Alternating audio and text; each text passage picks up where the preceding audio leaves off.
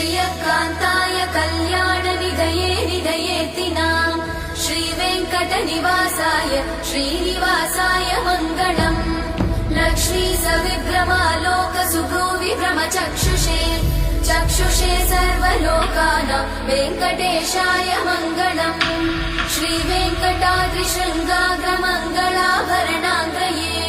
मङ्गलानां निवासाय श्रीनिवासाय मङ्गलम् सर्वावयव सौन्दर्य सम्पदा सर्वचेतसां सदा सम्मोहनायास्तु वेङ्कटेशाय मङ्गलम्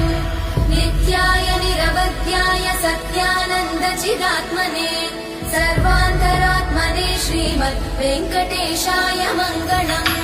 स्वतः सर्वविदे सर्वशक्तये सर्वशेषिने सुलभाय सुशीलाय वेङ्कटेशाय मङ्गलम्।